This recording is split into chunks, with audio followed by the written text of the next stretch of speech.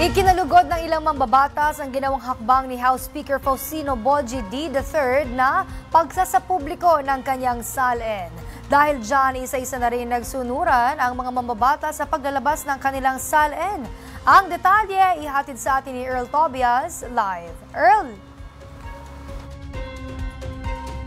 Princess, sa tinuring ang magandang balita ng ilang kongresista mula sa minority bloc ang ginawang pagsapubliko ni House Speaker Faustino Boji D. ng kanyang salin kahapon. Sabi ni Akbayan Party List Representative Percy Sendanya at kamanggagawa Party List Representative Eli San Fernando, malaki kasi ang epekto niyan para kusang loob na rin isa publiko ng ilan pang kongresista ang kanilang salin. Bilang alinsunod na rin nila sa direktiba ng House Speaker na dapat maibalik ang kumpiyansa ng publiko sa Kamara. Sa ngayon, kabilang ang House Speaker sa 10 kongresista na nagsapubliko na ng kanilang salin. Maganda na yung hakbang na ginawa ni Speaker Boji D. Dapat pamarisan ito ng mga members of the House of Representatives.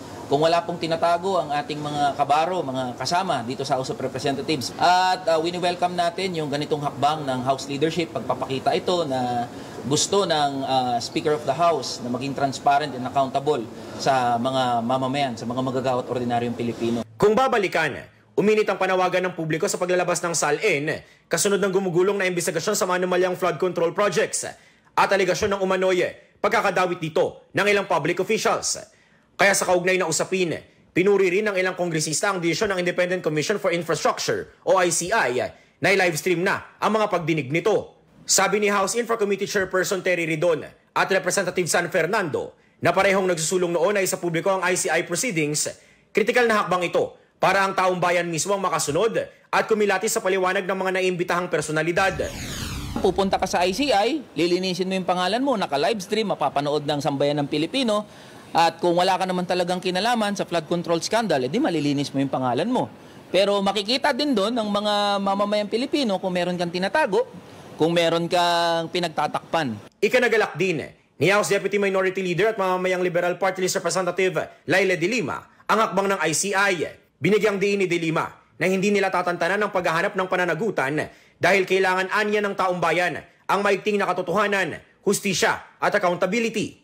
Para naman kay Akbayan Party List Representative Shell Jokno, dapat magkaroon ng komprehensibong pagsisiwalat sa buong proseso at pag-livestream ng hearing ng ICI upang masaksihan ng taong bayan ang takbo ng investigasyon at paano pananagutin ang mga sangkot dahil buwis ng taong bayan ang pinag-uusapan dito. Samantala, sa isang social media post naman, iginiit ni Akbayan Party List Representative Sendanya na dapat anyang maisauli ang mga ninakaw sa kaban ng bayan, kasabay ng paghimok na dapat maisabatas ang Open BICAM at Open Infra Bill. Sa mga susunod namang araw ay nakaantabay tayo na personal na makapanayam ang naitalagang chairperson ng Salin Review and Compliance Committee na si House Deputy Speaker Ferdinand Hernandez para personal nating maitanong kung paano nila nga asikasuhin yan ngang panawagan na may sa publiko ang salin ng lahat ng mga kongresista. Balik muna sa inyo.